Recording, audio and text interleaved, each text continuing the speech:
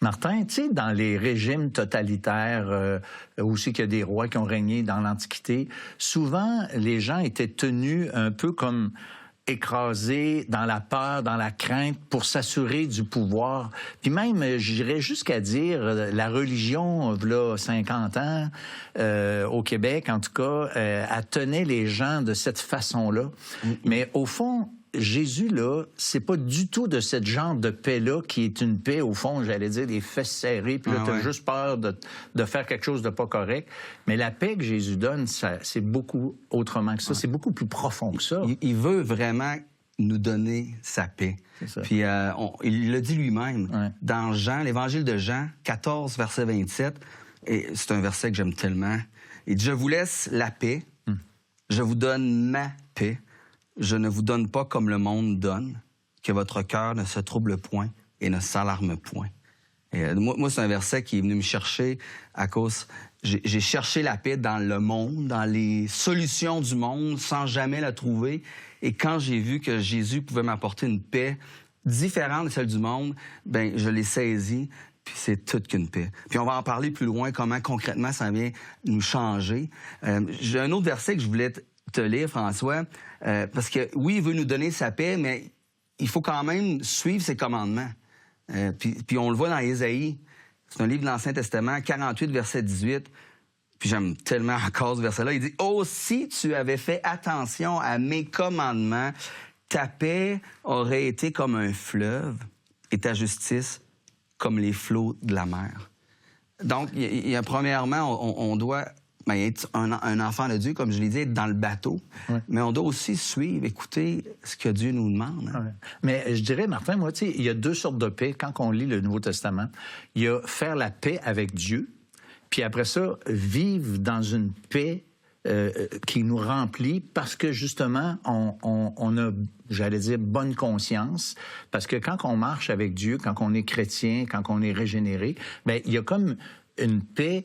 Plus que tu sais que tu obéis, ou moins, plus que tu sais que tu n'obéis pas, moins tu as la paix. Puis si tu marches vraiment dans l'obéissance, c'est pas une question d'être parfait, c'est juste une question d'avoir bonne conscience avec Dieu, de pas jouer une game, d'être honnête avec lui, puis d'être obéissant, puis d'être sensible à ce qu'il nous demande, puis nous voir tel qu'on est, puis ne pas s'inventer des affaires, tu sais.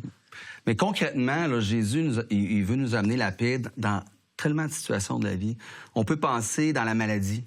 J'ai parlé de ma mère qui a été diagnostiquée d'un cancer.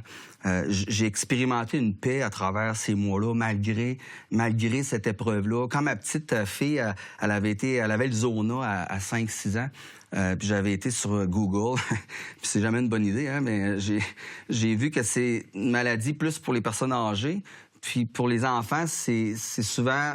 à cause d'une maladie auto-immune. Alors, moi, j'ai commencé à paniquer, mais je me rappelle 3 semaines avant d'aller voir c'était quoi exactement. J'étais stressé, mais j'avais cette paix-là que le Seigneur me donnait. Ça peut être la paix à travers les problèmes financiers. Ma mère est un exemple pour moi parce que je suis issu d'une entreprise familiale. On a eu des années là, vraiment difficiles financièrement. On a perdu beaucoup d'argent avec l'entreprise familiale. Mais moi, j'étais pas trop... Je connaissais les chiffres, mais j'étais pas proche des chiffres. Ma mère était la comptable.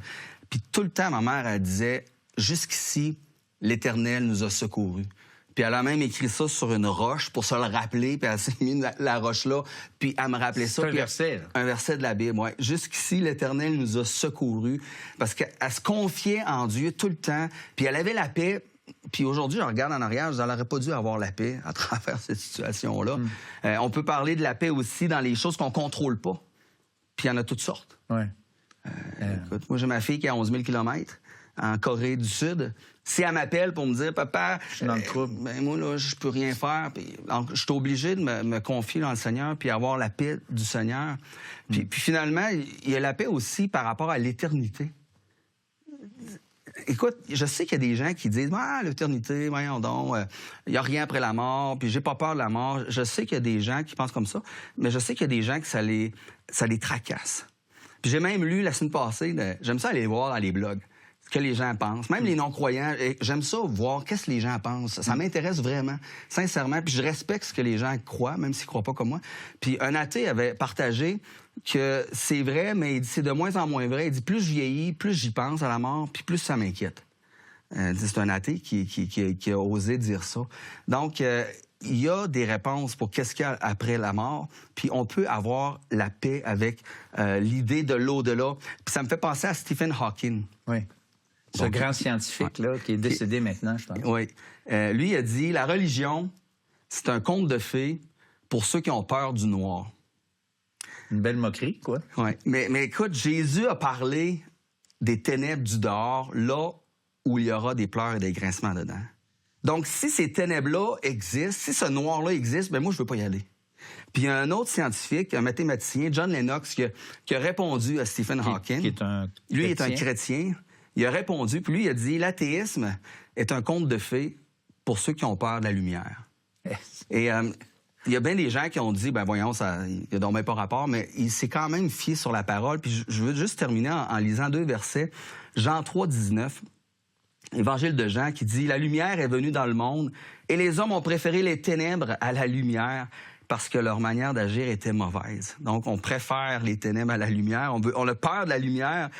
Et il va dire aussi dans Jean 1, 12, « Mais à tous ceux qui l'ont reçu, en parlant de Jésus-Christ, la lumière, mais qui est Jésus-Christ, à ceux qui croient en son nom, elle a donné le droit, ou on peut dire le pouvoir, certaines versions, on va dire, de devenir enfant de Dieu. » Alors, on peut avoir la paix par rapport à l'éternité aussi. C'est merveilleux. C'est une vraie paix. Ça, c'est la paix que Jésus donne. Il y a un vieux cantique qu'on chantait, nous, c'est « Oh, la paix que Jésus donne, je ne la connaissais pas. Tout sur mon chemin rayonne depuis qu'il conduit mes pas. » Et honnêtement, chacun d'entre vous, vous êtes invités par le Seigneur Jésus à venir malgré vos craintes, malgré cette peur naturelle que Martin a parlé, parce que c'est un fait, ça ne nous tente pas de venir à la lumière, mais pour de vrai, lorsqu'on découvre la lumière, lorsque le Seigneur Jésus vient nous prendre tel qu'on est, bien, ça change complètement notre perspective. Et alors, de la bonne nouvelle, c'est ça notre désir, que vous puissiez enfin venir et accepter qu'il vous voit tel que vous êtes. Mais il n'y a pas de surprise pour Dieu, il n'y a pas de surprise pour le Seigneur Jésus. Et on peut aller à lui tel qu'on est, et il nous pardonne, et on recommence à zéro avec lui. Et c'est ça, pouvoir expérimenter la paix de Dieu, parce que son pardon est quelque chose qui a été réglé à la croix du Calvaire, où le Christ a pris nos péchés sur lui pour que nous puissions, nous, avoir la paix. Non seulement la paix de Dieu, mais la paix avec Dieu. C'est l'invitation qui vous est lancée encore une fois aujourd'hui. Vous avez des questions ou des commentaires sur ce que vous venez d'entendre? Contactez-nous par téléphone ou réagissez sur les médias sociaux.